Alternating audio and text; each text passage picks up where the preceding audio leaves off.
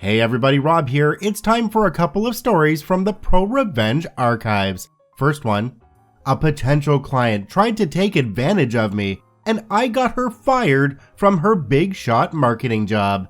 Let's jump right in. Thank you for subscribing, and if you haven't yet, please hit that subscribe button for more daily Reddit stories. A little bit of backstory. I'm running a painting business over the summer as a junior in college to pay for school. My prices are pretty fair as I hire college students and have a deal with Sherwin-Williams as a contractor to get cheaper paints and materials. Anyways, a potential client, we'll call her PC for pretentious, scheduled an estimate with me about a month and a half ago for an interior bathroom job and a deck stain. I tell her the times I'm available, but she absolutely pushes for a time where I would have to rush over from a job site, do a hurried estimate, then run home to grab a bite of dinner before going to previously scheduled estimates. I'm a bit miffed, but I said, F it, sales is hard. I should learn how to bend over backwards for clients. So I show up to do the estimate, and the whole time I'm getting my numbers together, she is talking me down, telling me how if she ran a business like I did, she would be fired from her big shot marketing job immediately, and how I should be dressed better to respect the client. What I did to offend Her Majesty was I moved her plants to the side to be able to measure the deck better, and I came to the estimate in paint-stained clothes since I had run over directly from the job site. So I present the price of about $800 with a 10% day of estimate discount to book up the season, and she says she needs a few days to consider it. Okay, fair enough, right? I'll extend the discount a few days for her. So I come back a few days later expecting a yes or no answer, and she sits me down and starts to haggle with me. At this point, I'm tired enough already from working in the sun all day and just want some food to stop the rumblies.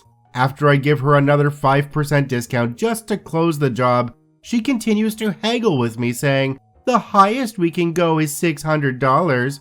When I finally tell her I can't go any lower on the job or I would actually lose money on it, she tells me that she got an estimate from another local company for $500 and that she wouldn't want me to match it because she wants to support the local community.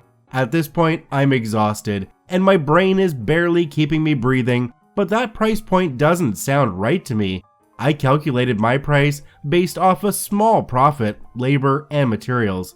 Now, I pay my painters $13 an hour and I hire college students. So if the other company is charging way less, they either pay their career painters even less, minimum wage where I am is $11, or the quality of paint is much lower. So I ask PC if they remember what paint the other company said they would use, and she says she doesn't recall. Fair enough. Paint names are hard to remember if you don't see them that often. Then I ask if I could see their estimate contract to figure out why they were so much cheaper than I was.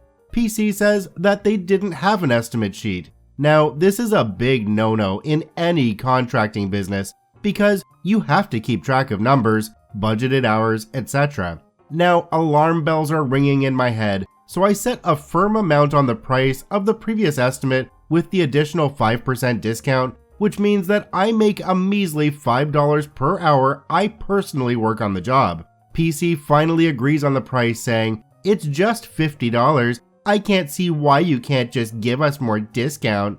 At my big shot marketing job, I would give the customer a discount without hesitation, forgetting that A, the discount would be coming out of my broke college students' pockets, not a big corporation, and B, I already told her that I would only be getting about $5 per hour on the job, even though she wants to support the local community. She asks if we take credit, but there is a 5% credit card fee that would come out of my already tiny slice of profit, so I asked for check, which I told her we preferred during the original estimate. She tells me that she uses Chase, which doesn't have a branch near us, and that the nearest one is in New York. We are about half an hour from Boston. What? Therefore, she cannot use a check because she would have to order the checkbook from New York. I think, alright, fine. I guess some people these days don't have checkbook. I reiterate that I will lose money on the job at that price point with the 5% fee tacked on. and that I can wait until the checkbook arrives. So I tell her that she can message or call me when the checkbook arrives, and I can drive back to collect the deposit and have her sign the contract. On the way out, she tells me that the job needs to be finished before a certain date because she was having guests over. I explained to her that when I receive the deposit, I'll lock her in for a power wash of the deck, which will need about a week to dry, then we can stain it in one day. She mutters, something, I can find the checkbook by tomorrow. Come on now, she just admitted to lying to me about having to order a checkbook from New York. So I say that's fine, let me know tomorrow afternoon so I can come by and finalize the contract. When I get home, I decide to search up Chase branches near me on Google because I found it really strange that there wasn't one closer than New York, especially since we were pretty close to Boston. I kid you not, there was a Chase branch 14 minutes from her house. Now I'm pissed. I don't know what else she lied to me about, so I call up my friend whose dad owns the company she talked about. He calls me later that day and says that he never did an estimate with her name or address. I send her a message over Facebook Messenger. I do a lot of posts in local yard sale groups for exposure for my company, so I set up estimates through Messenger and called her out about the Chase branch, the check, and the estimate from the other painting company. She goes off. Here are a few memorable quotes from her rant. "You don't have the right to insult me like that. This is just your first year running a business, and I've been working a big shop marketing job for years now. It doesn't matter what I pay you because you're a young and money doesn't matter to you right now." My Facebook post literally says that I am running this business to pay for college. And my personal favorite, "You people should be grateful that I even pay you $5 an hour for your work." I'm Chinese. At this point, I'm ready to just block her and go to bed angry, but I have an epiphany and just hear "big shot marketing job" echo through my head. I take screenshots of the messages she sent me and slap them along with a lengthy description of what happened in an email and sent copies to whatever email addresses I could find associated with the Big Shot Marketing Company. I get an email back a couple days later from a different address than the ones I wrote to previously, basically saying, "Thank you for reaching out to us. This type of behavior is unacceptable and we will be conducting an internal investigation into PC." My justice boner is about half-mast, but I think to myself, that'll be the last of it, I guess. Just today, I was messaging another old client and came across PC's conversation with me. I go to her profile, and in the intro for her profile, it now says, "Works at self-employed." Instant full mast. A lot of people don't understand the expenses that go into running your own business, and thus they can't fathom why something would cost so much. But lying to a contractor and saying you have a quote from one of their competitors is never a good idea. Most contractors know each other, and they help each other out here and there. On to our next story. Jerk driver ends up paying for a lot more than a new car. First, a little backstory. I'm a college student and cycle to campus every day. It's not a long ride at all, but I have to go through a zone where it's illegal to ride a bicycle on the sidewalk, so I'm forced to ride on the road.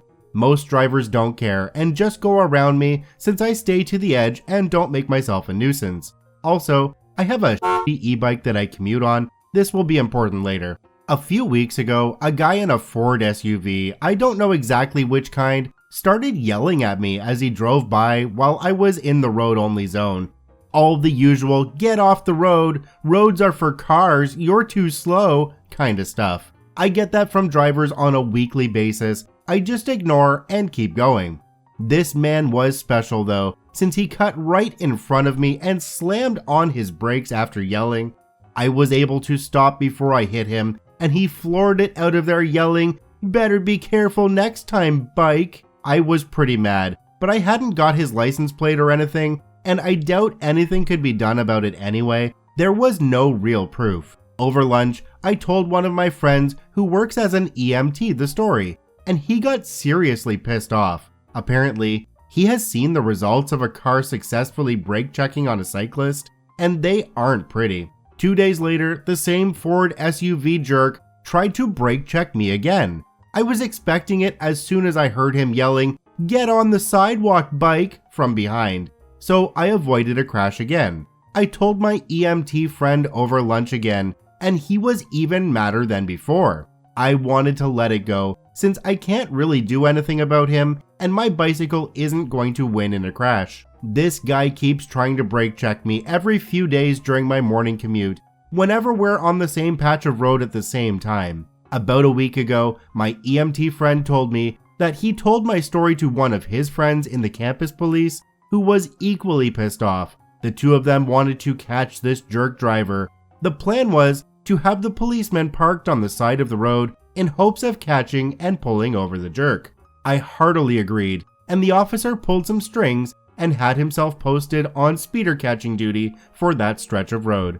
A few days passed uneventfully, with no sign of the road rager. I saw the cop parked in the same spot on the side of the road every day, a spot where the road has a left turn lane and a straight lane. Finally, I'm pedaling along and I hear the familiar voice scream, "Get the hell off the road, f***er."